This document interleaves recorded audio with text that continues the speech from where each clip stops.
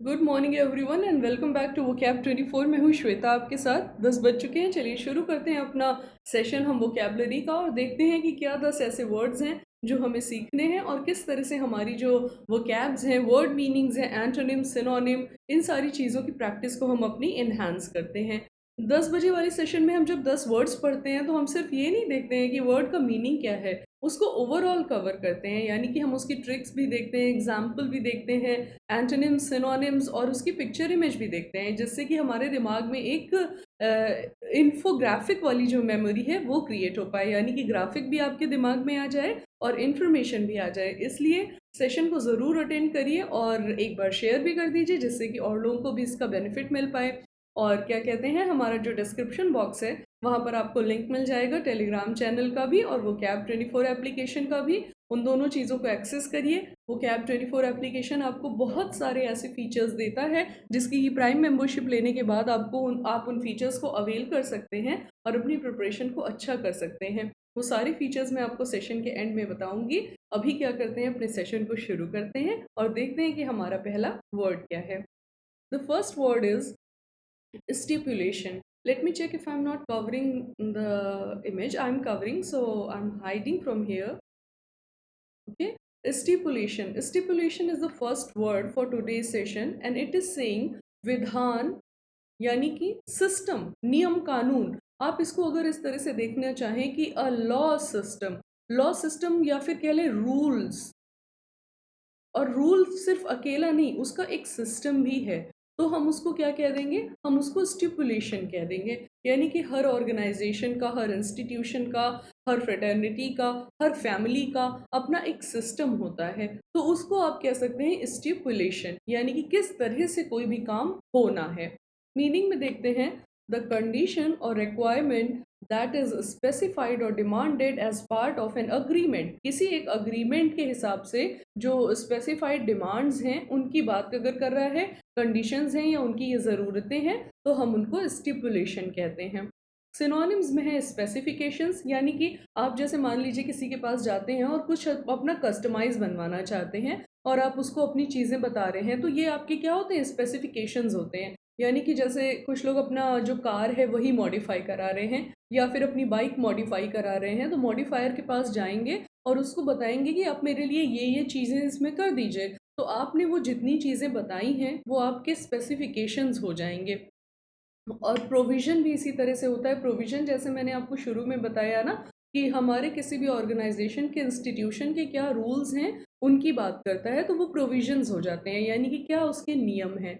फिर है pre condition, यानी कि आपने एक कंडीशन लगाई है जो कि पहले से है। यानी कि प्री कंडीशन ऐसी कुछ शर्तें, ऐसी कुछ बातें जिनको कि फॉलो किया जाना ज़रूरी है, तो वो क्या कहलाता है, प्री कंडीशन कहलाता है। एग्जाम्पल देखते हैं, any action by Pakistan towards India must meet the stipulation of United Nation resolutions and the Shimla agreement. कोई भी ऐसा एक्शन जो कि पाकिस्तान के द्वारा लिया जा रहा है उसको मीट करना चाहिए यूएन और शिमला अग्रीमेंट के स्टिपुलेशंस को। यानी कि शिमला अग्रीमेंट में जिस तरह की शर्तें सामने रखी गई थी, नियम कानून सेट किए गए थे उनको, और यूएन के जो रेजोल्यूशंस हैं यानी कि यूनाइटेड नेशन द्वारा जो दिए गए नियम हैं उन सबको फॉलो करना चाहिए, उसके विधान को, सिस्टम को मानना चाहिए। अगला एग्जाम्पल है, the only stipulation for project is that the topic you choose must be related to your studies. केवल एक स्टिपुलेशन है प्रोजेक्ट का कि जो भी आप सब्जेक्ट या टॉपिक चूज करते हैं वो आपकी पढ़ाई से रिलेटेड होना चाहिए। सिर्फ ये एक नियम है प्रोजेक्ट बनाने का। ट्रिक में लिखा है, हर ऑर्गेनाइजेशन का अपना एक स्टिपुलेशन होता है और उन कंडीशंस को सभी एम्प्लॉयज़ को फॉलो करना होता है। यहाँ पर देखिए ये कॉन्ट्रैक्ट कर रहे हैं, तो क्या कर रहे हैं, नियमों के साथ ये अग्री हो रहे हैं। सेकेंड वर्ड देखते हैं, एक्सप्लोरेशन। एक्सप्लोरेशन में क्या है, जांच पड़ताल करना, चीज़ों को चेक करना। मीनिंग में लिखा हुआ है, थॉरो एग्जामिनेशन ऑफ सब्जेक्ट, यानी कि किसी भी ऐसी चीज़ का थॉरो एग्जामिनेशन करना, डिटेल एग्जामिनेशन करना आपका एक्सप्लोरेशन कहलाता है। वर्ड आप ऐसे भी याद कर सकते हैं, देखिए यहाँ पे वर्ड में एक्सप्लोर आ रहा है ना, तो एक्सप्लोर में ही आपको पता चल जा रहा है कि जांच करने से वर्ड आपका जुड़ा हुआ है। सिनोनिम्स में लिखा है इन्वेस्टिगेशन, आपने किसी चीज़ को इन्वेस्टिगेट किया है, जैसे इंस्पेक्टर्स होते हैं, पुलिस होते हैं, वो इन्वेस्टिगेट करते हैं। एग्जामिनेशन भी यही है, चीज़ों को जांच करना। डॉक्टर्स हमारी किसी भी मेडिकल कंडीशन का एग्जामिनेशन करते हैं। प्रोब, प्रोब का तो मतलब ही होता है जांच करना। जैसे सीबीआई अभी सुशांत के केस में आई थी, तो they have came for probing, और सर्वे है हर चीज़ को जांच करना, चेक करना कि कहाँ पर क्या क्या चीज़ें हैं। इग्नोरेंस है, आप ध्यान नहीं दे रहे हैं अगर, तो उसका एंटोनिम फ्रेम हो जाएगा, और आपने नेग्लेक्ट कर दिया, बात को जाने दिया, तब भी क्या है, एक्सप्लोरेशन का ऑपोजिट फ्रेम होगा। एग्जाम्पल में लिखा है, some changes in the care giving situation may need exploration for its betterment. कुछ ऐसे बदलाव जो कि केयर गिविंग सिचुएशन में किए जाने चाहिए, ज़रूरत है कि उनको एक्सप्लोरेशन किया जाए बेटरमेंट के लिए। यानी कि केयर गिविंग सिस्टम में अगर हम एक्सप्लोरेशन करते हैं, जांच पड़ताल करते हैं, तो उसको क्या है, हम बेटर बना सकते हैं। फिर लिखा है, while tracing the issue with the machine one has to do oil and gas exploration. अगर मशीन की प्रॉब्लम को चेक कर रहा है कोई, तो ज़रूरी है कि वो ऑयल एंड गैस को एक्सप्लोर करे या उनकी जांच पड़ताल करे। यानी कि कोई मशीन है, मान लीजिए उसकी वो हो रही है, उसको ठीक किया जा रहा है, कोई इशू है उसके साथ, तो उसकी जांच अगर आप कर रहे हैं, तो ऑयल एंड गैस की जांच भी आप ज़रूर करिए। ट्रिक में लिखा है, मेरे पास बहुत सारी इन्फॉर्मेशन आई हैं और उनमें से जो सही है उनका एक्सप्लोरेशन करना है।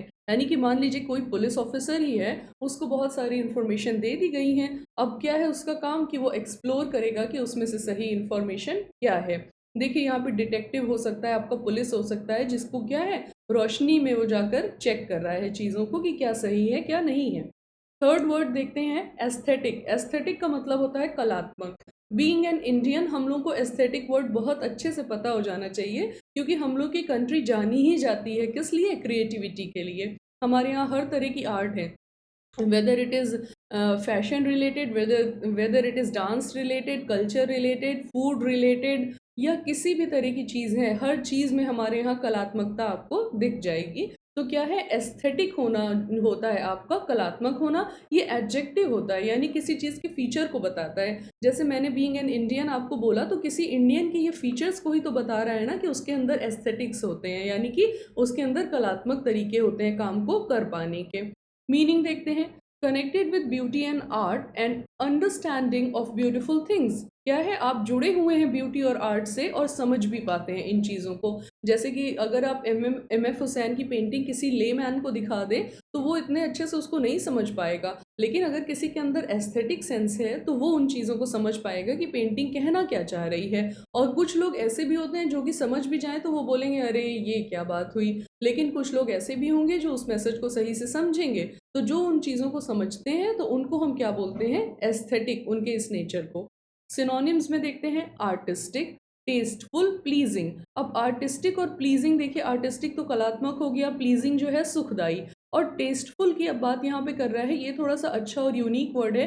टेस्टफुल का मतलब है कि आपका अपना क्या इंटरेस्ट है चीज़ों में। जैसे कुछ लोग होते हैं ना, कि जिनको आप कुछ भी दे दें या कोई भी कपड़े हों वो पहन लेते हैं, उनका अपना कोई टेस्ट नहीं होता है। तो क्या है, इसमें तो कोई ख़ास बात नहीं है, लेकिन कुछ लोग जो हैं जिनकी अपनी लाइक्स हैं, डिसलाइक्स हैं, उनका अपना एक टेस्ट है ज़िंदगी को लेके, तो वो क्या कहलाते हैं, एस्थेटिक कहलाते हैं। फिर वो अच्छे से कपड़े भी पहनेंगे, अपना घर भी अच्छे से रखेंगे, अच्छा खाना-पीना खाएँगे, अच्छी तरह से खाने को सर्व करेंगे, या क्रिएटिविटी करेंगे, थोड़े फ्लावर्स लगाएँगे घर में, या कुछ भी ऐसा करेंगे। कुछ भी हो सकता है, कुछ लोग ऐसे भी हो सकते हैं, मान लीजिए कि वो ये सब काम ना करते हैं, सोशल वर्क करना चाहते हैं, तो उनके नेचर की भी ये क्या है, कलात्मकता को दिखाता है कि वो कुछ अच्छा करना चाह रहे हैं, this is their test of life. तो इन सारी चीज़ों में हम क्या कह सकते हैं, टेस्टफुल वर्ड को, एस्थेटिक वर्ड को यूज़ कर सकते हैं। एंटोनिम में लिखा हुआ है, अनअट्रैक्टिव, कोई अट्रैक्शन ही नहीं है, और अगली है, खराब है। फिर लिखा हुआ है, the work of art are judged on purely aesthetic grounds. जो कला के काम हैं उनको सिर्फ हम इस बात पे जज करते हैं, किस बात पे, एस्थेटिक ग्राउंड पे, यानी कि कलात्मक बातों के आधार पर ही हम उनको चेक करते हैं। फिर लिखा है, the benefits of conservation are both financial and aesthetic. जो बेनिफिट्स हैं कंजर्वेशन के, वो किसी भी चीज़ का कंजर्वेशन हो सकता है, चाहे एनवायरनमेंट का हो, पैसों का हो, रिसोर्सेज का हो। तो इनका अगर कंजर्वेशन हम करते हैं, तो उनके बेनिफिट्स दोनों हैं, फाइनेंशियल भी और रचनात्मक भी, यानी कि कलात्मक भी। ट्रिक में लिखा है, राजस्थान में एस्थेटिक डांस की कला बहुत जानी मानी है। अब यहाँ पे मैंने एस्थेटिक वर्ड को भी इन्वॉल्व किया है और कला को भी इन्वॉल्व किया है। अगर आपको ये चीज़ याद रहती है, तो मेरे ख्याल से आपको सेंटेंस का, वर्ड का मतलब याद रहेगा। अब यहाँ पे ये देखिए घर है, पहले तो ये खुद कितना एस्थेटिक है और फिर यहाँ इन्होंने डेकोरेट कर रखा है, तो एस्थेटिक को दिखा रहा है ये। आते हैं अपने फोर्थ वर्ड पे, प्रोफ्यूजन की बात कर रहा है, प्रचुरता, बहुत ज़्यादा मात्रा में अगर कोई चीज़ है, ज़्यादा से ज़्यादा ये है कि एनफ है, यानी कि जितनी ज़रूरत है अगर आपके पास उतनी चीज़ सफिशियंट क्वांटिटी में है तो आप उसको बोलते हैं प्रोफ्यूजन में होना। मीनिंग में लिखा है एन अबंडेंस और लार्ज क्वांटिटी ऑफ समथिंग, किसी चीज़ की अबंडेंस होना या लार्ज क्वांटिटी होना आपका कहलाता है प्रोफ्यूजन। अबंडेंस देखिए तुरंत आ गया, प्लेंटी, कई सारा होना। और ये थोड़ा अच्छा वर्ड है कॉर्न्यूकोपिया। क्या है कॉर्नोकोपिया? अगर आप किसी चीज़ के लिए बोल रहे हैं तो आप क्या बोल रहे हैं कि प्रोफ्यूजन में है कोई चीज़। जैसे मान लीजिए कि आपके पास इतने पैसे हैं कि आप वर्ल्ड टूर कर सकते हैं, तो you can say that I have कॉर्नोकोपिया of money for my world tour, यानी कि मेरे पास प्रचुर मात्रा में पैसा है कि मैं वर्ल्ड टूर कर सकता हूँ। एंटोनिम में लिखा है लैक है, कमी है, डर्थ है। डर्थ वर्ड तो कई बार देखिए आ चुका है ना, इसका मतलब होता है कमी से। और डर्थ को भी हम हर सेंस में यूज़ करते हैं, रिसोर्सेज के सेंस में, मॉनेटरी सेंस में, टैलेंट के सेंस में, कहीं पर भी अगर डर्थ है तो हम उसको कमी को दिखा सकते हैं। और स्कार्सिटी फिर आ गया, कमी होना आपका। कई लोग स्कार्सिटी वर्ड को स्केयर सिटी पढ़ते हैं, तो वो भी पढ़ सकते हैं, बट मैं स्कार्सिटी पढ़ती हूँ। एग्जाम्पल में लिखा है the stage turns round and there is a profusion of pink. जो स्टेज था वो गोल हो गया और वहाँ पे पिंक की प्रोफ्यूजन थी। हो सकता है किसी स्टेज शो की बात कर रहा हो कि क्या है, स्टेज ने अपना धीरे से शेप चेंज कर लिया और हर तरफ पिंक कलर जो है वो छा गया। फिर है the profusion of the greenery allows feeling comfortable even during July heat. Profusion यानी कि अगर ग्रीनरी आप कर रहे हैं, हर तरफ पेड़ पौधे लगे हुए हैं प्रचुर मात्रा में, यानी कि अच्छी क्वांटिटी में, तो हमें क्या है गर्मी से राहत मिलती है, चाहे वो जुलाई की गर्मी ही क्यों ना हो। जुलाई की गर्मी को खास इसलिए बोला है ना क्योंकि उसमें ह्यूमिडिटी भी होती है। फिर है ट्रिक। इंडिया में नेचुरल रिसोर्सेज प्रोफ्यूजन में हैं जिनको पूरी तरह से पब्लिक वेलफेयर के लिए यूज़ किया जाता है, यानी कि भारत में जो नेचुरल रिसोर्सेज हैं वो प्रचुर मात्रा में हैं, एनफ हैं, सफिशियंट हैं, अबंडेंस में हैं, और उनको जो है वो जनहित में यूज़ किया जाता है। यहाँ पे देखिए ट्यूलिप्स जो हैं वो क्या हैं, प्रोफ्यूजन में है। मेरे ख्याल से ये ट्यूलिप्स नहीं है, बेल फ्लावर्स हैं, बट इतनी क्लियर इमेज नहीं है। तो क्या है, बहुत सारे हैं, तो अबंडेंस में है, प्रोफ्यूजन में है। फिफ्थ वर्ड पे आते हैं जील। इसका मतलब ही होता है क्या होना, उमंग होना। अगर आप जीलैंड की भी बात करते हैं तो सॉरी न्यूजीलैंड की, तो उसका नाम भी इसीलिए पड़ा था कि नया हम देश बना रहे हैं उत्साह से जो कि भरा होगा, तो न्यूजीलैंड हो गया। जो क्रिकेट फैंस होंगे उनको ये वर्ड बहुत आसानी से याद हो जाएगा, और मुझे लगता है कि जो भी वीडियोस देखते होंगे उनमें से 50% से ज़्यादा क्रिकेट फैंस होंगे। तो क्या है, जील दिखाता है उमंग से, न्यूजीलैंड से आप इसको याद कर सकते हैं। मीनिंग में लिखा है ग्रेट एनर्जी और enthusiasm in pursuit of a cause और एन ऑब्जेक्टिव। बहुत ज़्यादा उत्साह दिखाना। एंथुजियाज्म का मतलब होता है क्या, उत्साह दिखाना किसी भी काम को करने में या अपने ऑब्जेक्टिव को पूरा करने में, तो आपका क्या कहलाता है, वो जील कहलाता है। मीनिंग देखते हैं, सिनोनिम्स देखते हैं। पैशन है आपको, महत्वाकांक्षा है, आपकी आकांक्षाएं हैं उस काम को करने की, आपके अंदर जज्बा है। फर्वर, फर्वर बहुत अच्छा वर्ड होता है, आपको बहुत सारी नॉवेल्स में ये वर्ड देखने को मिल जाएगा। फर्वर का क्या मतलब है कि जैसे आप अपने उत्साह में कोई काम कर रहे हैं, या फिर क्या हुआ कि उत्साह में उनसे कोई गलती हो गई, तो क्या बोल सकते हैं, the mistake committed in the fervour of the occasion. यानी कि मान लीजिए कभी ऐसा होता है ना कि दीपावली अभी आ रही है, तो हम ये कह सकते हैं कि क्या हुआ, दिए में से थोड़ा सा ऑयल गिर गया और हर तरफ फैल गया, तो आप ये भी कह सकते हैं the oil fail in the fervour of the happiness of Diwali. अगले देखते हैं एंथुजियाज्म। देखिए यहाँ पर भी एंथुजियाज्म वर्ड को यूज़ किया था, तो उसका मतलब ये होता है क्या, उत्साह, यानी कि बहुत हंसी खुशी वाला माहौल है तो उत्साह है वो। और फॉन्डनेस, बहुत चाहत होती है जैसे लोगों को ना कि हम ये भी कर सकते हैं वो भी कर सकते हैं, तो फॉन्डनेस कहलाता है। एंटोनिम है इनडिफरेंस। इनडिफरेंस होता ही है उदासीनता को दिखाता है हमेशा। अगर कोई इनडिफरेंट पर्सन होता है तो वो उदासीन दिखाता है। और डिसइंटरेस्ट, यानी कि उनको किसी चीज़ में इंटरेस्ट नहीं है, वो अपने काम से काम रखना चाहते हैं। एग्जाम्पल में लिखा है the artist is embracing new experiences delivered by his health shock with youthful zeal. जो आर्टिस्ट है उसने क्या किया, अपने एक्सपीरियंसेस को बहुत अच्छे से इस्तेमाल किया है, और यूथफुल जील को, यानी कि जो क्या है, यंग होने की जो उत्साह है उसके साथ अपने काम को किया है। फिर लिखा है she shared her husband's reforming zeal and supported him in his campaigns. उसने अपने हस्बैंड की रिफॉर्मिंग जील को, यानी कि बदलती हुई या अच्छे से कंस्ट्रक्ट होते हुए उत्साह भरे जीवन को सपोर्ट किया और उनके कैंपेन्स में भी उनका साथ दिया। हो सकता है कि मिशेल ओबामा के लिए ये चीज़ देखी गई हो, क्योंकि वो दोनों लॉयर्स थे, मिशेल ओबामा और बराक ओबामा, लेकिन अचानक से बराक ओबामा ने ये बोला कि वो राष्ट्रपति बनना चाहते हैं, तो मिशेल ओबामा ने उनका क्या किया, सपोर्ट किया और उनका साथ भी दिया कैंपेनिंग में। तो हो सकता है सेंटेंस वहाँ से लिया गया हो। ट्रिक में लिखा है, फेस्टिव सीजन्स में हर तरफ ज़ील और उल्लास नज़र आता है। अच्छा, हमने देखा है कि उमंग और उल्लास वर्ड को हम अक्सर यूज़ कर लेते हैं हिंदी में भी, तो मैंने इसीलिए क्या किया है, इसको ज़ील और उल्लास लिखा है। तो अगर आपको उमंग और उल्लास वर्ड भी याद रहता है तो आपको ज़ील और उल्लास जो है वो याद आ जाएगा। और ज़ील का मतलब उल्लास भी होता है, उमंग भी होता है। चलिए यहाँ पे ये देखिए, सब लोग क्या हैं, खुश हैं। हो सकता है कि इनको क्या है, इंसेंटिव मिल गया हो, कोई प्रमोशन मिल गया हो या ऐसा कुछ। 6 वर्ड पे आते हैं, प्लेथोरा। प्लेथोरा का भी मतलब है क्या होना, बहुत ज़्यादा होना। जैसे अभी हमने पीछे अपना वर्ड देखा था ना, प्रोफ्यूजन, उसी तरह से प्लेथोरा वर्ड भी होता है, लेकिन प्लेथोरा वर्ड में कहीं ना कहीं नंबर्स जो होते हैं वो इन्वॉल्व होते हैं, और प्रोफ्यूजन में जो होता है वो क्वांटिटी की तो बात करता है, लेकिन उसमें ज़रूरी नहीं है कि काउंटेबल चीज़ों की बात हो रही हो। लेकिन प्लेथोरा में आप काउंट कर सकते हैं, बट फिर भी ये कोई ऐसा स्पेसिफिक वो नहीं है सेगमेंट जिससे कि आप वर्ड्स को डिफाइन करें। ये है कि कभी कभी आपको डिफ्रेंसिएशन अगर करना पड़े तो आप इस तरह से कर सकते हैं। चलिए मीनिंग देखते हैं। अ लार्ज और एक्सेसिव अमाउंट ऑफ समथिंग, किसी चीज़ का बहुत ज़्यादा होना आपका प्लेथोरा कहलाता है। जैसे मान लीजिए कि आपके पास क्या है, बहुत सारे जॉब के ऑफर्स हैं, तो आप क्या बोलेंगे कि I have plethora of job offers and I have to decide on which I have to go. यानी कि मेरे पास बहुत सारे ऑप्शंस हैं जॉब के और मुझे डिसाइड करना है कि मैं कौन सी करूँ जॉब। तो अब इसमें ये नहीं है ना कि आपके पास कितने जॉब के ऑफर आ जाएंगे, अनगिनत तो आएंगे नहीं, आप गिन सकते हैं, लेकिन फिर भी जॉब ऑफर अगर आपके पास एक ही है तो कितनी अच्छी बात है, और आपके पास कई हैं तब भी बहुत अच्छी बात है। चलिए मीनिंग देख लिया हमने, सिनोनिम्स देखते हैं। सरफीट की बात कर रहा है, यानी कि क्या है, सरफेस से थोड़ा आपके पास ज़्यादा है, अबंडेंस है, बहुत ज़्यादा है, और प्लेंटी है, कई सारे ऑप्शंस हैं। एंटोनिम्स में है शॉर्टेज, स्कार्सिटी, डेफिशिएंसी, कमी है हर चीज़ की, तो क्या कहलाती है वो, प्लेथोरा का ऑपोजिट फ्रेम करता है। एग्जाम्पल में लिखा है, the geography map had plethora of new maps covering all the places. जो ज्योग्राफी है मैप की, वो क्या है, उसमें प्लेथोरा ऑफ नए मैप्स हैं जो कि हर अलग अलग जगहों को कवर करते हैं।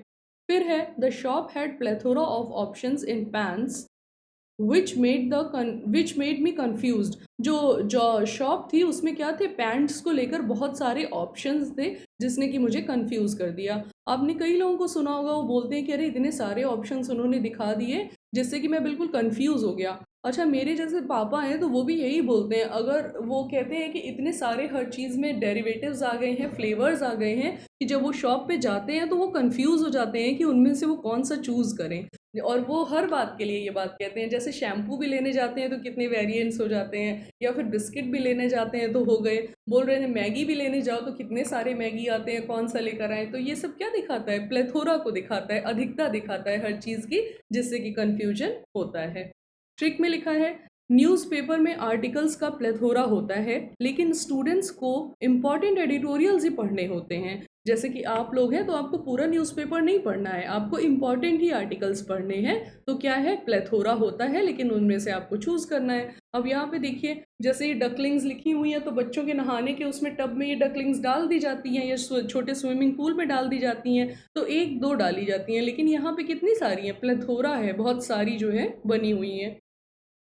सेवेंथ वर्ड देखते हैं, लेमैन। एक साधारण आदमी, सामान्य जन, जो कि क्या है, उसको अवेयर तो है लेकिन बहुत उसके पास स्पेशल किसी चीज़ की नॉलेज नहीं है। जैसा कि यहाँ मीनिंग में भी लिखा है, अ पर्सन विदाउट प्रोफेशनल और specialise knowledge in a particular subject, यानी कि प्रोफेशनल और स्पेशलाइज नॉलेज की उसके पास क्या है, थोड़ी कमी है किसी पर्टिकुलर सब्जेक्ट में। सिनोनिम्स में क्या है, amateur, non professional, non specialist. क्या है, अभी वो नया है, प्रोफेशनल नहीं है, और ना ही किसी बात के लिए स्पेशलिस्ट है।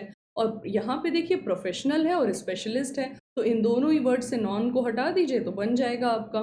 एग्जाम्पल में लिखा है, the book seems well suited to the interested layman as it is easy to understand. जो बुक थी वो ऐसा था कि ले मैन के लिए, एक सामान्य आदमी के लिए भी उसको पढ़ा जाना आसान था। फिर है, I kept my point as a layman and describe the technical issue as I am no expert. मैंने अपने पॉइंट्स को एक साधारण आदमी की तरह रखा और अपनी प्रॉब्लम को बताया, क्योंकि मैं कोई एक्सपर्ट तो हूँ नहीं इस चीज़ का।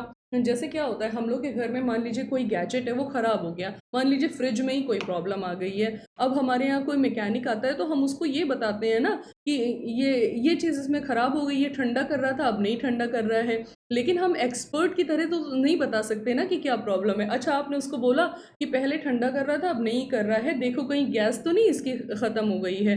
तो क्या बोला आपने, एक लेमैन की तरह से एक आपने क्या किया, गेस किया। लेकिन जो एक्सपर्ट आता है, प्रोफेशनल मैकेनिक आता है, वो आपको बताता है कि क्या दिक्कत है। तो वो जो पहले वाला आपका हो गया कि थोड़ा बहुत आपको एक्सपीरियंस है, आपने अपनी बात को कहा, लेकिन क्या मेन बात है वो तो कोई एक्सपर्ट ही बता सकता है। ट्रिक में लिखा है, मेरी मम्मी को एक लेमैन के तौर पर कंप्यूटर चलाना थोड़ा बहुत आता है, लेकिन वो एक्सपर्ट नहीं है। यानी कि एक साधारण आदमी के तौर पर उनको पता है कि कंप्यूटर ऑन कैसे होता है, ऑफ कैसे होता है, फाइल कहाँ सेव होती है, लेकिन वो कोई एक्सपर्ट नहीं है उसमें। अब यहाँ पे ये देखिए क्या है, ये एक्सपर्ट बन रहे हैं नहीं बन रहे हैं, या फिर ये इस तरह से रुक रुक के अगर चीज़ों को पढ़ रहे हैं तो ये लेमैन है।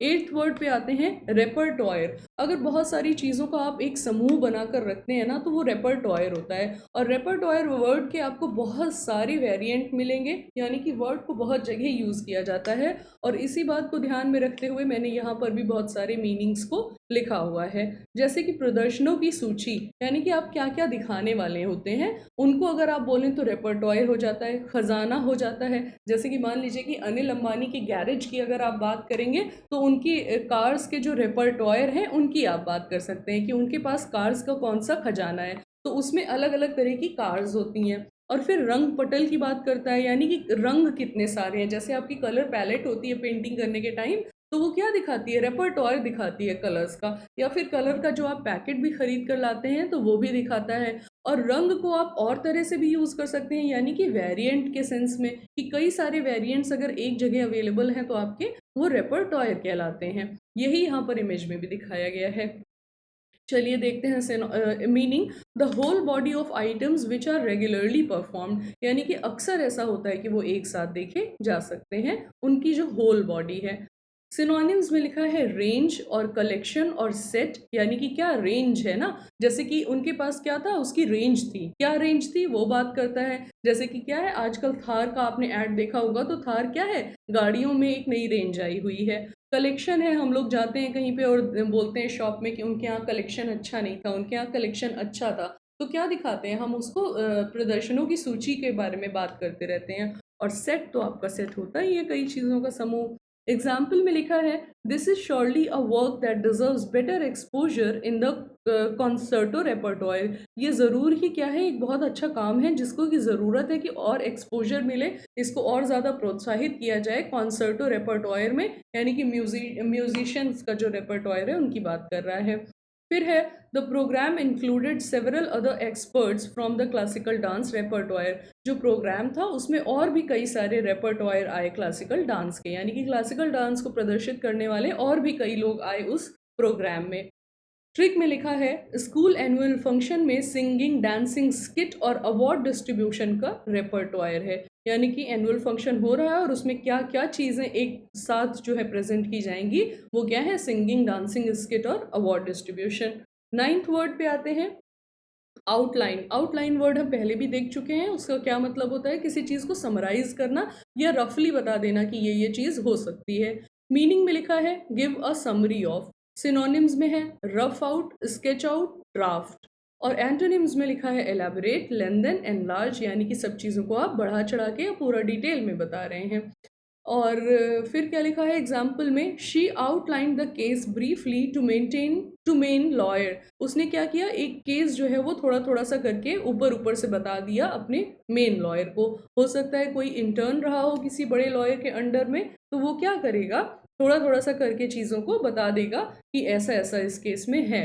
फिर है, delegate said a statement will be issued later outlining the results of the meeting. जो डेलीगेट्स थे, हमारे अधिकारी थे, उन्होंने ये बताया कि मीटिंग के जो स्टेटमेंट्स में बात, जो मीटिंग में बातें हुई हैं उनकी आउटलाइनिंग थोड़ी थोड़ी सी मीटिंग बता दी जाएंगी, जिससे कि पता चल जाए कि मीटिंग में क्या हुआ है। ट्रिक में लिखा है, एक दिन में जो भी काम होता है मेरे बॉस उनकी एक आउटलाइन मांग रहे हैं। यानी कि आज के दिन में जो भी काम करना है उनको मोटा मोटा सा आप बता दीजिए कि क्या काम होना है।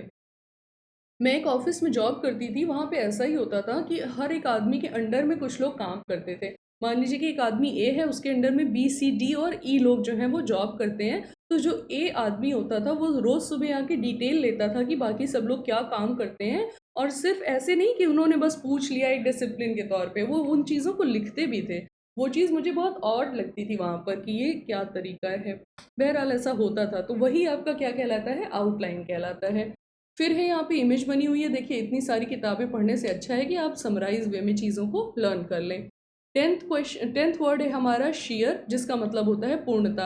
आज जो है शेयर, प्रोफ्यूजन और एक वर्ड और अभी हमने पढ़ा था, वो सारे जो हैं आए हैं जिनका कि कहीं ना कहीं सिमिलर मीनिंग होता है, और वो दिखाते हैं किसी चीज़ के अबंडेंस को, टोटल को या कंप्लीट होने को। मीनिंग में देखते हैं, complete and not mixed with anything else, यानी कि पूरा है और किसी और चीज़ के साथ मिला के उसको कंप्लीट नहीं करना पड़ रहा है। जैसे कि अगर नीतीश की सरकार वहाँ पे नहीं बनती है या तेजस्वी यादव की सरकार नहीं बनती है, तो किसकी सरकार बनेगी? हाँ, उन लोगों की गठबंधन वाली, जिसमें कि चिराग पासवान भी हैं। तो क्या है, अगर नीतीश या तेजस्वी यादव की सरकार बनती है तो शेयर उनको वो मिलेगा, समर्थन मिलेगा, तभी बन पाएगी, यानी कि पूर्ण समर्थन की सरकार बनेगी। फिर क्या है सिनोनिम्स में, अटर, पूरा, कंप्लीट, एब्सल्यूट और टोटल। और फिर है डाउनराइट, थॉरो, कितने सारे इसके सिनोनिम्स हैं, अगर आपको दो तीन भी याद रहते हैं तो एनफ है आपके लिए, सफिशियंट है। एंटोनिम्स है, इनकम्प्लीट अधूरा है, पार्शियल, लिमिटेड, फ्रैक्शनल, क्या है, टुकड़े टुकड़े में है। एग्जाम्पल देखते हैं, it is difficult to convey the sheer complexity of the situation, बहुत मुश्किल है कि हम पूरी तरह से सिचुएशन की जो कॉम्प्लेक्सिटी है, जटिलता है, उसको समझ पाएँ। फिर है, he had risen in the ranks of the party by the sheer dint of his hard work and क्या लिखा, फोर्थ राइटनेस। वो क्या है, पार्टी में ऊंचा उठा किस वजह से, अपने शेयर डेंट की वजह से, अच्छी नॉलेज की वजह से और अपने दूरदर्शिता की वजह से। हो सकता है कि चिराग पासवान के लिए ये बात लिखी हो, क्योंकि वो अचानक से बहुत ज़्यादा अच्छा उभर कर आए हैं राजनीति में। ट्रिक में लिखा है, कप शेयर तक भरा हुआ था इसलिए कॉफ़ी उससे बाहर गिर गई। अब ये कॉफ़ी या क्या है, पूरी भरते चले जा रहे हैं, हालांकि ये तो बहुत एक्सपर्ट लग रहे हैं, लेकिन अगर हम लोग इतना कॉफ़ी भर दें तो लेकर जब तक उसको अपनी टेबल चेयर तक पहुंचेंगे वो गिर जाएगी। तो क्या है, पूरी भरी हुई होगी। सेशन को लाइक कर दीजिए, शेयर कर दीजिए, कमेंट कर दीजिए, और उसके बाद क्या करिए, हम कर लेते हैं रिवीजन एक छोटा सा। शेयर का मतलब क्या है, पूर्णतया, पूरी तरह से भरा हुआ। आउटलाइन का मतलब है सार प्रस्तुत करना, समराइज करना। रेपर्टोयर का मतलब है कई सारी चीज़ों को एक में मिलाकर उनका समूह दिखाना। फिर है लेमैन, एक साधारण या सामान्य आदमी के तौर पर। फिर है प्लेथोरा, अधिकता में होना। ज़ील, उमंग होना। प्रोफ्यूजन, प्रचुरता। एस्थेटिक, कलात्मक। एक्सप्लोरेशन, जांच पड़ताल करना। स्टिपुलेशन, विधान, यानी कि एक सिस्टम, छोटे थोड़े बहुत नियम कानून का एक सिस्टम। तो अभी क्या करिए, सेशन को लाइक कर दीजिए, शेयर कर दीजिए, और क्या करिए, चैनल को सब्सक्राइब कर लीजिए। मिलते हैं 2 बजे क्विज के साथ। Till then, bye bye.